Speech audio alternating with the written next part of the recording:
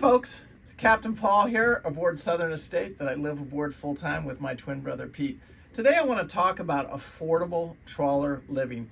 Is it affordable and can people do it? And that's what this week's video is dedicated to. Also, last week I told you that I was going to go over the survey of Southern Estate and why we did a survey and stuff like that, and I'll do that a little bit later on in the video. But today, I really want to talk about, is it affordable? Can people do it? And can anybody do it? I'm excited about this video, actually. I did it about, it was about 2 years ago. And it seemed to do really, really well. So let's talk about it and break it down for you guys and let you know what it really cost out here. Especially like the Florida Keys, because before this, I was living up in Gulf Shores where it was a little bit cheaper. And that's, you got to make that decision when you're buying your boat or buying your trawler or whatever. That's a decision you have to make of where you're going to live and how you're going to live on it. So, because there's a difference between cruising on it and then living on it and then where you live, because that all affects the price and stuff like that. So anyway, also this week, real quick, I have a friend. You guys all know that I drive the boat at Little Palm. It's one of my. It is a fun job, and driving the new boat has been a lot of fun. But I also met the employees down there, and a lot of them are Cuban Americans. They came over here from Cuba, and I met this one particular. She's a waiter, and I don't want to show you a picture of her because what a lot of us do at work is we trade pictures of our puppies, and I send them a Daisy. Bev will send me a Daisy picture, and then I'll send her, show it to her, and then she'll show me her puppy picture, and she has one of the cutest puppy pictures ever, and I want to share it with you.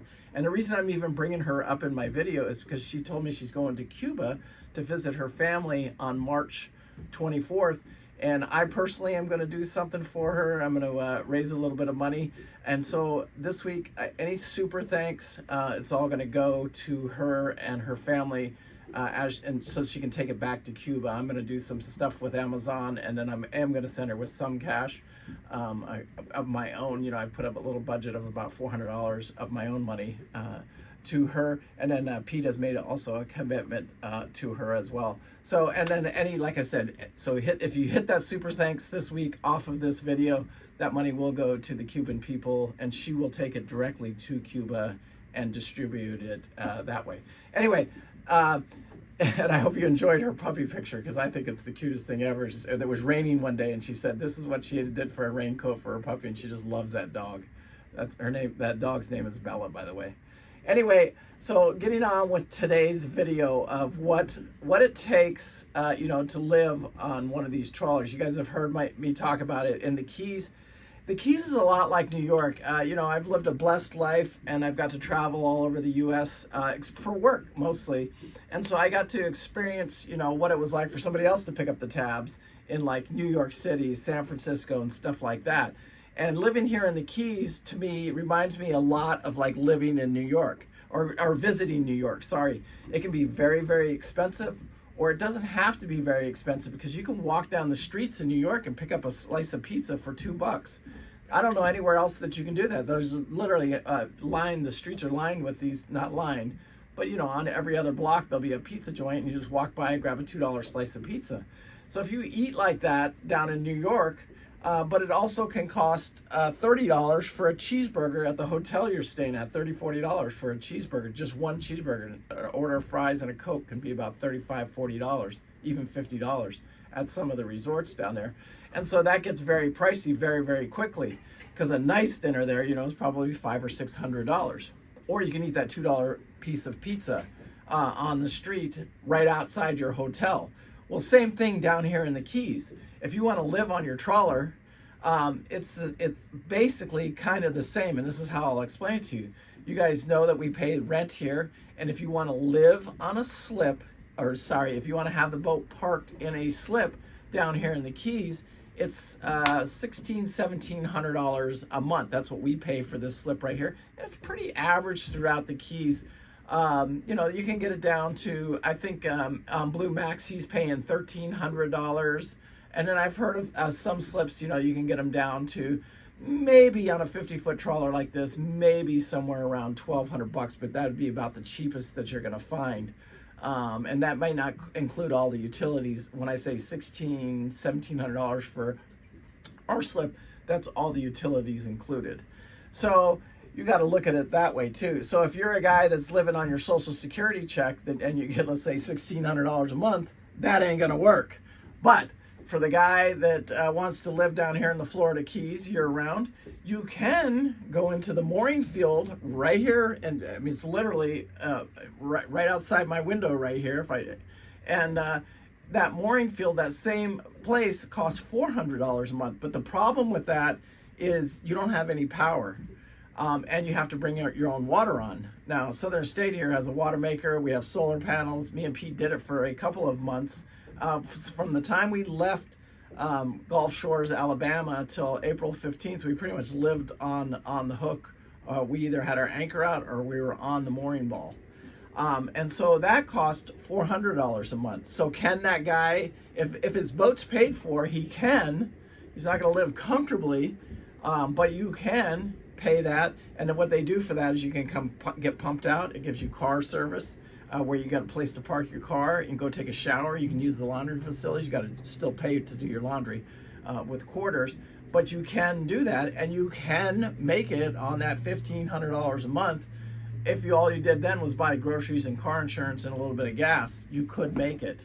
But you're living in the mooring field, and then you have to get, if your boat doesn't have enough solar to run the air conditioner in the summertime, it can get very uncomfortable. Southern Estate is not 100%, I would say, off-grid ready. I would say she's about halfway there because she has lots of solar panels and she can go a long period of time on the ball, but every 48 hours or every 24 hours, we need to run our generator for 4 hours. And to cut that down, we could add another solar panel and we could add a wind generator. And I believe we can cut that all down altogether like Loop Princess was. If you guys remember Loop Princess was completely an off-grid. Like, she didn't need any help. She had 800 watts of solar, and by noon, 1 o'clock, 2 o'clock, she was topped off every single day, and I was running 2 refrigerators and everything. This boat is just, at 50 feet, she's a power-hungry boat. Next week, let's talk about, I'm going to talk a little bit about what happened in the survey of Southern Estate, and we'll talk a little bit more about Southern Estate because we are going to put her for sale, but she won't be for sale till like April 1st is when we should have her ready, because I want to finish the survey that's on her, and we'll talk about all of what happened in next week's video. We'll break it down on, if you're going to live that dream of living out here in the Keys or anywhere on your boat, that you can achieve that, but you have to buy a boat. So we'll really break it down and start talking about the boats and the different styles, get back into the different styles of boats and the prices and stuff like that.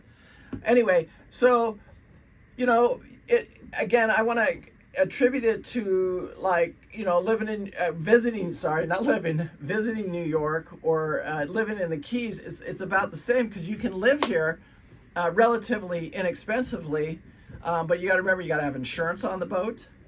You got to have a boat that probably runs. I mean, I have seen them being towed out of these slips and put into other slips, but for the most part, it's getting harder and harder to do that because it's very tricky. The marinas all want the boats running. Southern Estate is a running, driving boat. I could jump in this boat today and I could head off for a 10,000-mile journey, and I'm gone, because we keep this boat running and running condition at all times. And that's really what you want to look for when you're looking at these trawlers. And then, like I said, next week we'll break down the price of these trawlers, because if you have a $50,000 budget or a $100,000 budget, you have to get the boat and it has to be paid for to live that cheap lifestyle, if that makes sense.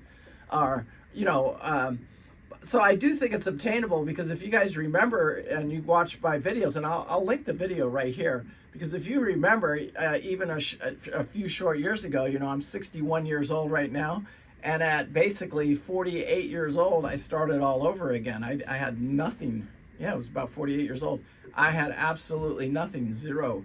I didn't have any savings. I didn't have any, 401ks. I didn't have any money. I had zero. And here I am now living on, a yacht that I've done America's Great Loop on. I've done the Bahamas on it. And I've done, I've had a lot of great experiences on this boat right here. And it cost a lot of money to do those things, and it was all through, you know, taking that step to go back, learn from my mistakes, you know, learn how to invest money, learn how to save money, you know, just all the basic principles and stuff like that to be able to do something like this. And, you know, I achieved it, and I, honest to God, with all my heart, believe anybody can achieve it if you want it bad enough. It's just like anything else in life. So, you know, when I break down, you know, the price, can you live in a trawler down here in the Florida Keys for $1,500, $1,600, $1,700 a month? You can, especially if you want to go into the anchorage. Now, when you come into Boot Key here, to anchor in Boot Key is very, very complicated. You got to have a really nice anchoring setup because Harold out here, who, congratulations, just bought a trawler, and I can't wait to share that story with you guys. He just picked up a trawler here that came into Boot Key for about $50K, and it's a beautiful trawler. Engine room might not be quite as pretty as Southern Estate, but man, she has granite top. She has a bunch of cool little features. 42-foot trunk trawler, very cool boat, and I'll share that with you in upcoming videos as we get it ready. I think he actually takes possession of it tomorrow, actually. So we're happy for Harold. And then Michael over on Blue Max, you know, he's working on the air conditioners. He's getting that all dialed up because it's very important, especially if you're going to stay out here in the Florida Keys, to have air conditioning, because even if you're on the ball, these guys, you know, it gets very, very hot out here. Let's say, I don't know, 3-4 months out of the year. It almost killed me last summer. So you got to be prepared for that. So the guy that wants to live out here on that, you know, and I'm just going to throw a round figure up here because I don't want to use $1,500. I think it's a little bit too low. I think $2,000 would be, you know, if you wanted to live on a ball here in the Florida Keys. And a ball is just so much safer because you don't have to worry about your anchor coming up. You can sleep better at night. You're in a protected harbor. For the most part, you still get 3 foot, you know, 2 foot chop out here when it gets really, really windy, and it gets very uncomfortable very quickly. So you got to remember that. And you know, if you don't have a big enough dinghy, you know, Harold's struggling because he's got a small dinghy with like a little 2 horsepower engine. He'll come in here sometimes, he's just soaking wet, and I'm like, dude, what happened? And he'll tell us his story. But if you have a bigger dinghy, you know, that's what it takes, and a good dinghy investment's $10,000. So anyway, you know, there's a lot of variables to it, but I do think you can do it, and I want to throw that budget out there of about $2,000. Or if you wanted to live on the boat, you know, in a marina, I think it would be closer to about $4,000. And both of them have their advantages and both of them have their disadvantages, but that's really what it takes. So the guy living on his Social Security check, he's not living in a slip here down in the Keys. He would have to be out on the mooring field.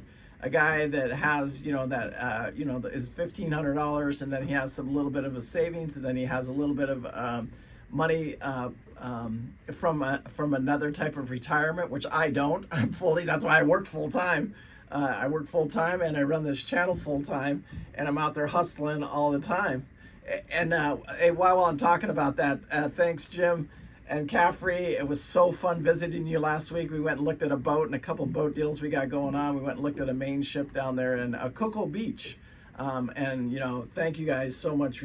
This channel does not operate without the kindness, the love, and the support of all of you guys. You know, and the guys, you know, some guys will pay me to go look at boats. Some guys will pay me for yacht training. Some guys will pay me, you know, for consulting. The channel does not work without it. And, you know, I can't say thank you enough for all of that. And so coming out here into the Keys, but you can also look at it this way too, because if you have a running boat and you can make that investment, that's what we're going to talk about next week, and you can get that boat, you can go to cheaper places to live. You don't have to live in the Florida Keys. That panhandle up there is absolutely freaking gorgeous. Probably some of the prettiest boating I've done in my entire life.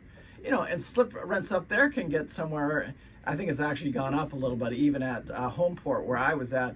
I think I started out paying $500 a month, then it went to $600, and I believe it could even be $650, $700 a month now, which still isn't really that bad. And you're in a little bit of a hurricane hole, so it really, really wasn't that bad. So Can the guy live on $2,000 a month paying slip rent? Absolutely, but he's just not going to live here in the Florida Keys. You're going to have to live somewhere else, and you're going to have to make different options and stuff like that. And it's not good or bad, because I'm going to tell you right now, the heat down here is brutal in the summertime. That I promise you. Anyway, I hope you guys understand, what I mean when I'm saying this, you know what I'm saying? And I'm sorry I don't have exact number, because you got insurance. There's a lot of different factors. And so when I'm telling you guys this $2,000 budget, that includes all of that. But you got to be at $2,000 a month, you got to be a do-it-yourselfer. At $4,000 a month, you can put it in a slip. You still have to be a do-it-yourselfer. At $5,500 a month, that now you can afford to actually maintain the boat and pay somebody to help you maintain the boat.